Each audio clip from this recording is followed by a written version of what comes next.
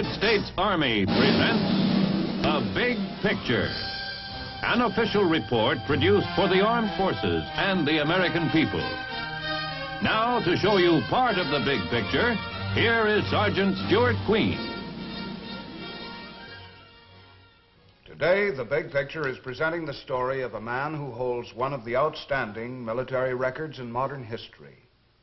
A great field commander, a remarkable chief of staff, a military governor without parallel in modern times.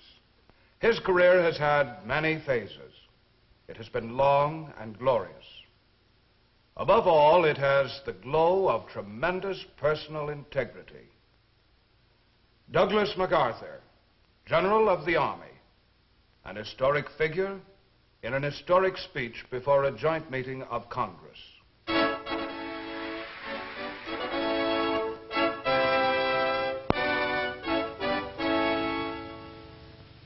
I am closing my 52 years of military service.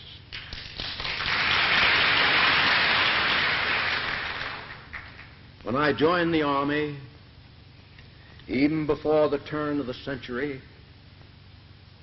it was the fulfillment of all my boyish hopes and dreams.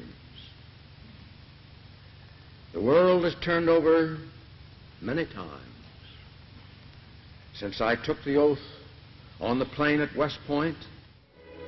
Indeed, much has happened to the world since Douglas MacArthur took the oath at West Point, and in the wars and the periods of peace since, he has often been a central and dramatic figure. The beginning of an extraordinary career.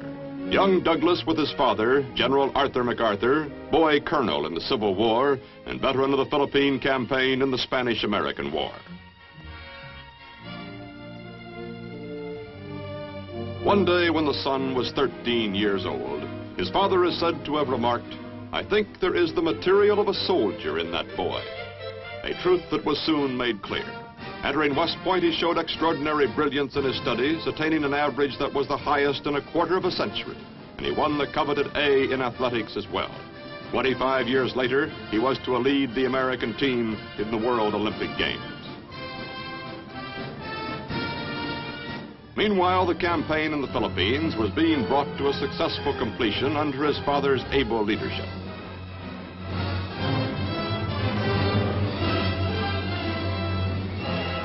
The son was eager to visit these battlefields, and after West Point, his first assignment was to survey areas of these islands. One of these was the Bataan Peninsula, where he was to fight many years later in a desperate but heroic struggle. During the following years, Lieutenant MacArthur had opportunities to study the entire Far Eastern area, gaining an insight into the attitudes and feelings of peoples hardly known by the West.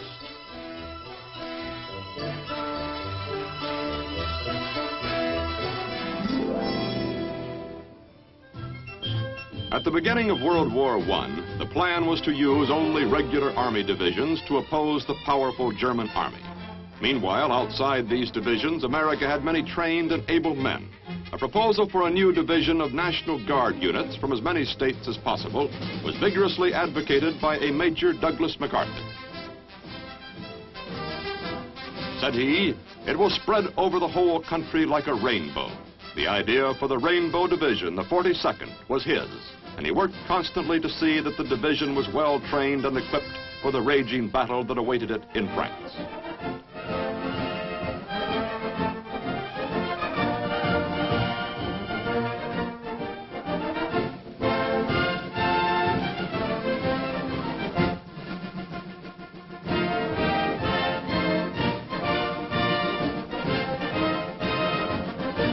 The Rainbow Division moved up to the front.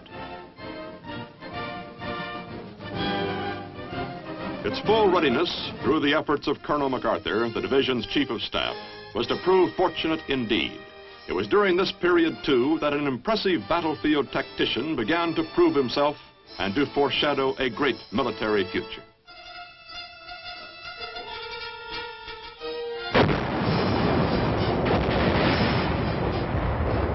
Soon known for brilliant decisions on the battlefield, Colonel MacArthur was also to gain a reputation as a man who faced danger completely unafraid. Before long, he was in command of the Rainbow Division, the youngest American division commander in the war.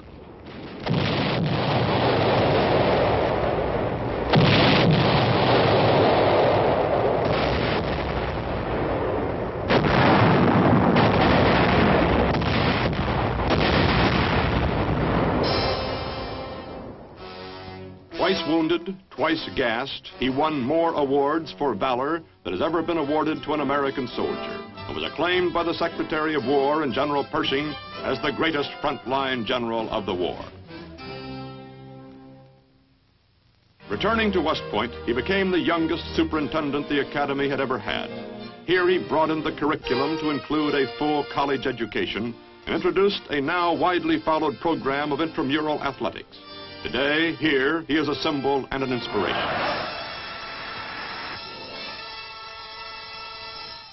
In 1930, MacArthur was appointed Chief of Staff with the rank of full general. During his term of office, much of his time was spent in building an army that had been pared down to only 60,000 combat soldiers, a most difficult effort when an attitude of pacifism dominated the nation. In keeping with his principle of examining the military situation at close range, he toured Europe to observe the forces of other nations. In France, he was recognized once more for his outstanding military contribution to the Allied cause. In Germany, he foresaw the build-up for war.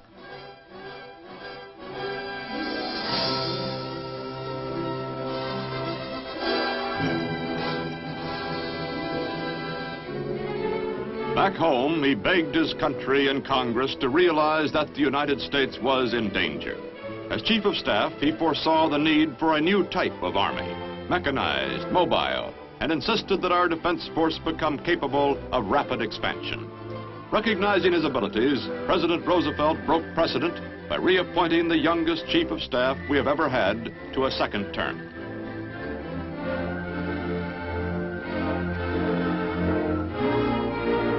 In the 20s, MacArthur had served in the Philippines, and in the 30s he was asked to return as their military advisor.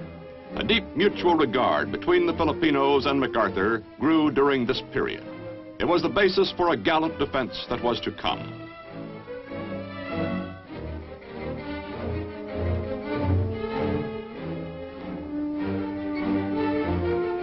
In 1935, he began a 10-year plan to build up the defense of the Philippines. In World War II, it was to be these forces that MacArthur would lead in a desperate fight, and on this ground.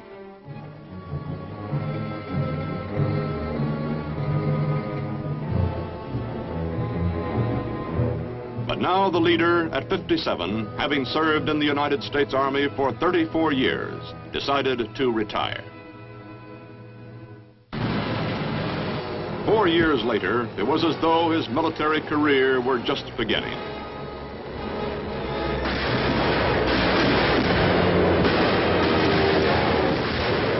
A few months before the attack upon Pearl Harbor, MacArthur had been recalled to active service in the Philippines. On the day after Pearl Harbor, the Philippines, too, were under attack.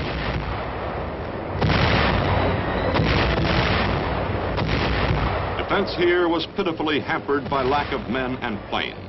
With his knowledge of past campaigns, particularly those of his father in this very area, MacArthur withdrew his meager forces into the mountains of the Bataan Peninsula. From the rocky fortress of Corregidor, he directed an operation as crucial as any in the war. This early campaign in the Philippines, the heroic fighting by a lonely army of Filipinos and Americans for almost half a year, caused a critical delay in the Japanese timetable of attack.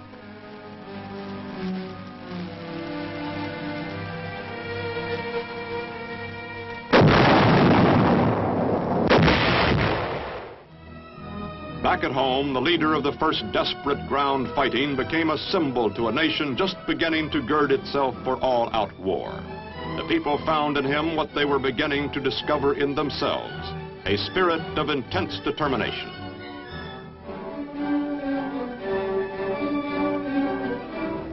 Suddenly, MacArthur was ordered by President Roosevelt, who regarded him as our greatest general, to leave to carry on the fight from Australia.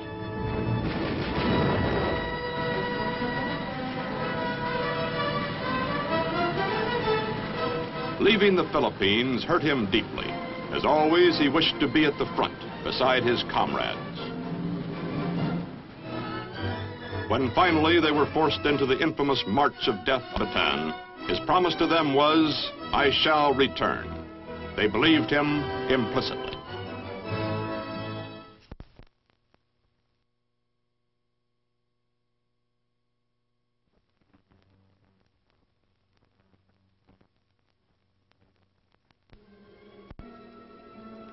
Until his arrival in Australia, the plan had been to await the Japanese attack and prepare as well as possible. Then it became apparent that the new Southwest Pacific commander had another plan. He had meant exactly, "I shall return." He was determined to carry the war to the enemy, to New Guinea, which was the direct route back to the Philippines. A long struggle lay ahead against huge numbers on countless islands. There seemed to be but one way: blast the enemy from every one of his island positions in the Pacific.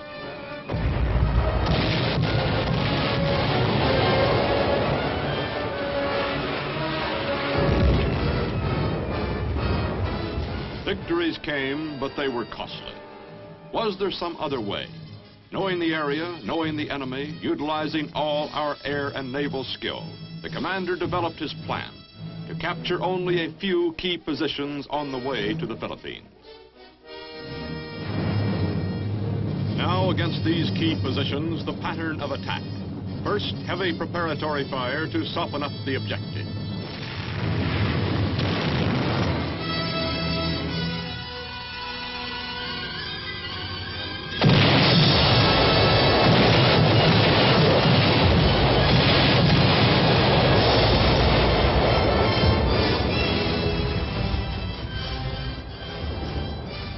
Next, the landing. These were varied, unpredictable. In each case, the selection was dictated by strategy rather than by sympathetic terrain.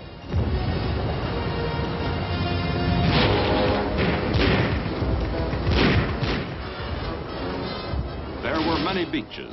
Some were ideal, hardly more than a matter of getting one's feet wet. Meanwhile, the gain was tremendous, the enemy never having expected us to come ashore here.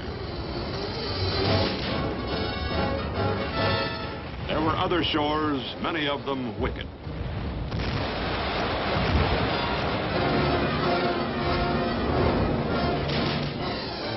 Sometimes the attack was in frail craft, sitting ducks for the enemy if surprise had not been accomplished. On another beach, amphibious tractors. Continually the envelopment, the flank attack, decisions, difficult ones, boldly made, based upon unique knowledge and experience. In addition, a mastery by MacArthur of combined operations of the three arms, the key to modern warfare. Leaders and men shared the glow of victory. Losses on the Allied side were relatively small, since damaging frontal assaults were avoided. But thousands of Japanese, prepared to fight to the death, were rarely given this opportunity. Although many were captured, thousands more were isolated, their supply and communication lines destroyed. In the words of the strategist who conceived and carried out the plan, the main body of the enemy was left to wither on the vine. To the outside world, to many who saw the newsreels, the progress being made by the general was admired and applauded. But to those who understood MacArthur, they saw beneath every move his determination to return to the Philippines. This to him was a moral obligation. These islands, a second home and a place where he had left his comrades, were to be the springboard for ultimate victory over Japan. Invasions in the Southwest Pacific continued. To the commander, these hard-fought steps zigzagging along the coast of New Guinea were preliminaries, necessary ones. Finally, having gained the northwestern end of the island, with thousands of the enemy bypassed, there was no question in his mind as to the next objective.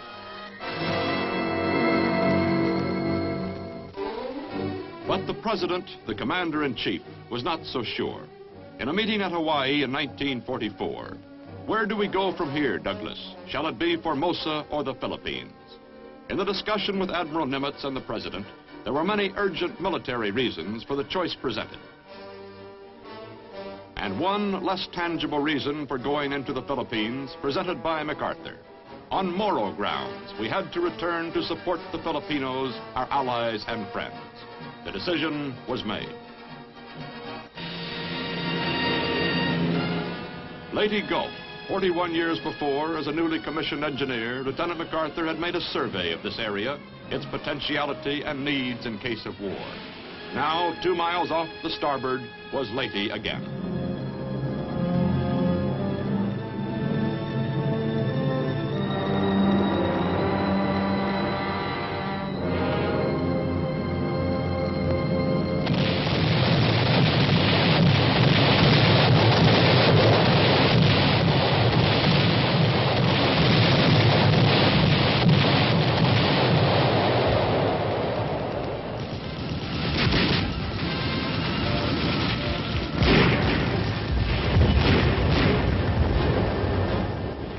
Once more, the enemy had not been ready for an attack. The commander watched with growing gratification.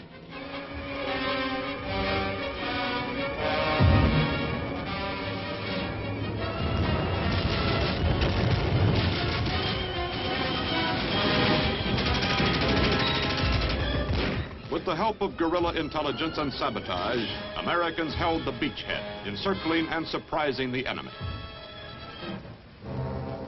Now on the beaches of Leyte, a seemingly limitless supply of LSTs, men and equipment, the result of carefully laid plans.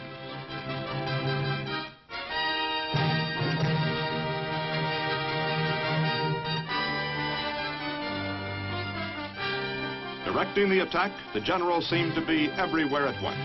Every day, at some point in the front lines, his men would spot the familiar faded field marshal's cap and the outsized corncob pipe. The landings at Leyte and Lingayen Gulf finally brought troops on the final difficult leg of the journey, on the road to Manila, where the going became more difficult as the enemy threw in huge numbers of reinforcements in an all-out effort to halt the steady advance.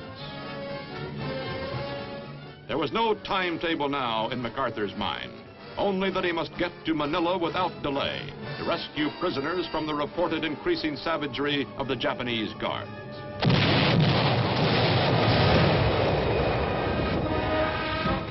In Manila, the fighting was block by block. Troops found what the leader had told them to expect. The enemy had dug in for a long siege.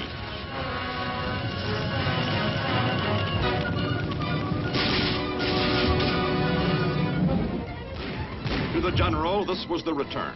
This was the climax of the mission to which he was so deeply dedicated. And now, Corregidor.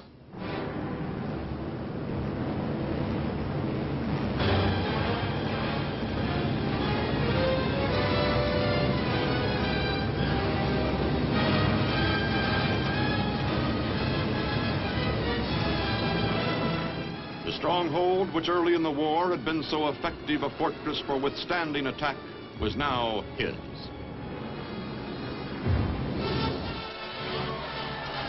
Finally, while civilians celebrated joyfully at one end of the city, and the enemy still fought bitterly at the other, MacArthur entered Manila. He had kept the soldiers' faith. Probably his greatest reward was the visit to prison camps. Santo Tomas, Bilibid, Cabanatuan, Los Baños. A series of daring surprise raids had rescued every prisoner held by the Japanese.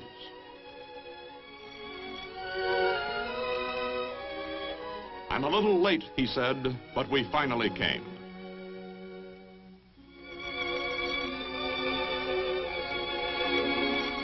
Once more, Corregidor and the Philippines were under an American flag.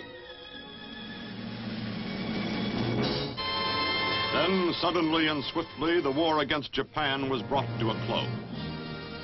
as the principal architect of the Pacific victory, credited by the Chief of Britain's wartime Imperial General Staff as the greatest general of the war, MacArthur was the natural choice as supreme commander to enforce the surrender terms.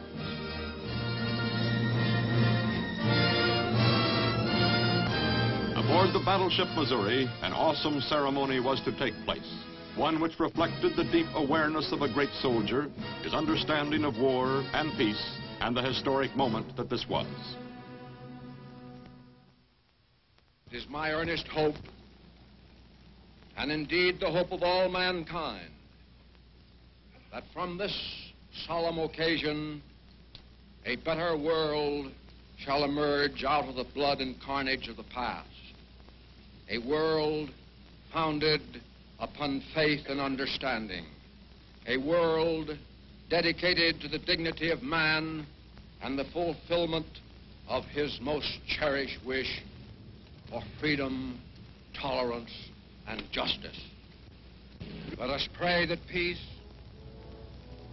be now restored to the world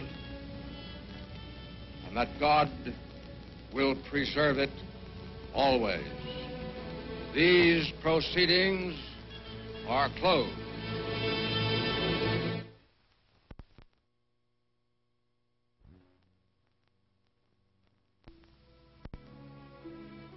Now began one of the strangest occupations of any land by any conqueror. An idealist with firm convictions on the way democracy can be presented to Eastern peoples, MacArthur determined to guide the Japanese through a complete social revolution. While the emperor, with his deep hold upon the people, was retained, almost every other institution became affected by what was entirely new to the Japanese, Western democracy. The ideas caught on under the sure leadership of MacArthur. There was the enactment of a constitution and universal suffrage.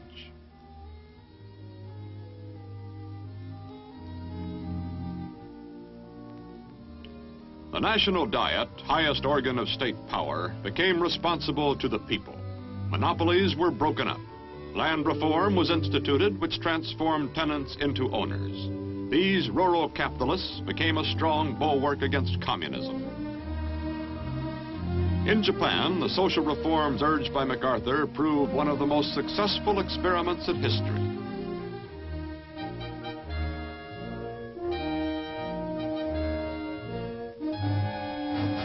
An implacable enemy became a friend.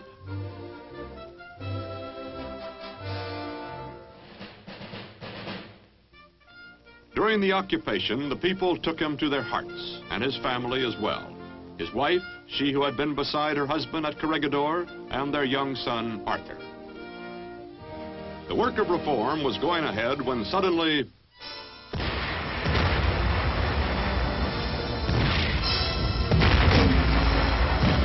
a huge military force swept down from North Korea across the 38th parallel. Handfuls of Americans serving as occupation troops in Japan were flown into South Korea in a rapid show of strength aimed at showing greater resources than actually were at hand.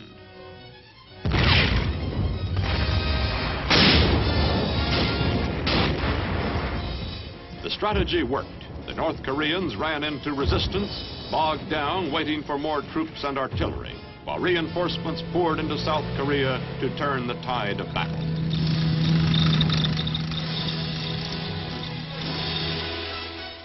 During the ensuing months, General MacArthur guided the war as Commander-in-Chief of United Nations forces in Korea.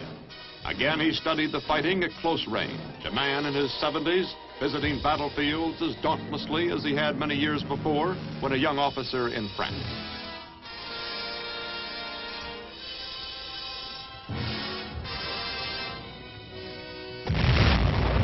Then came the daring amphibious attack at Incheon, behind the enemy's lines on a shore that others had declared too risky.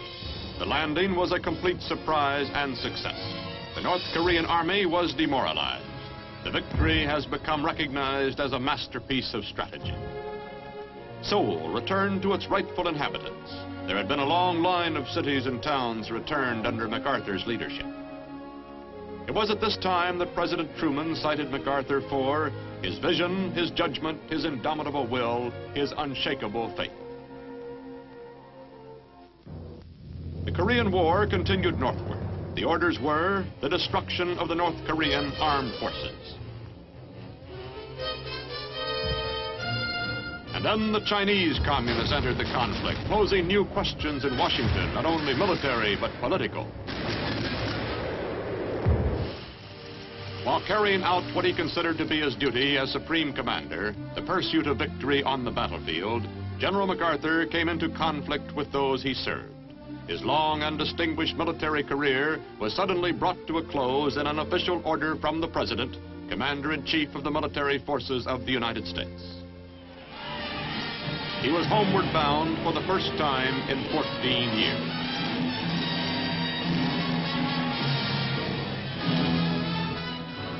The San Francisco reception was the largest, the most vociferous the city had ever known.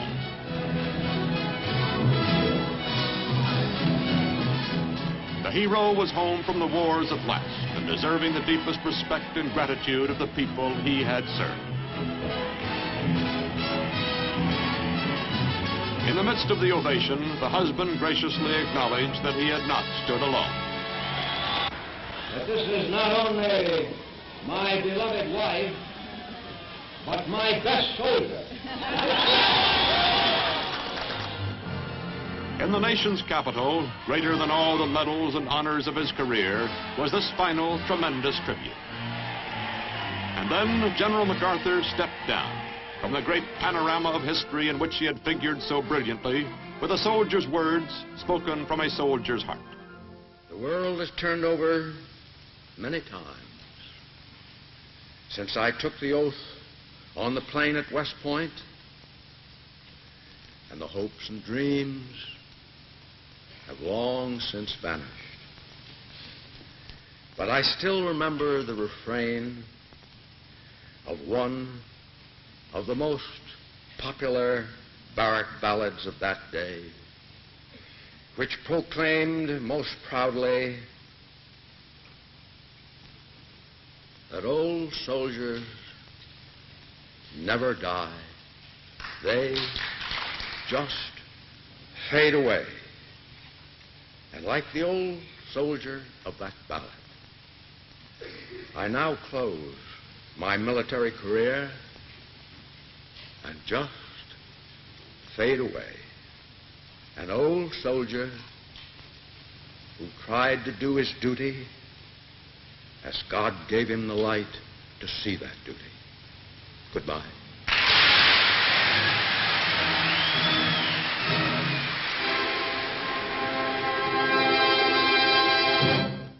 The name of General Douglas MacArthur cannot fade away. It shines forth brilliantly on some of the most glorious pages of our history.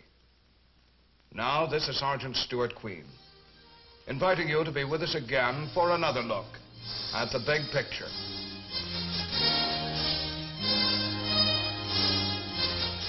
The Big Picture is an official report for the Army.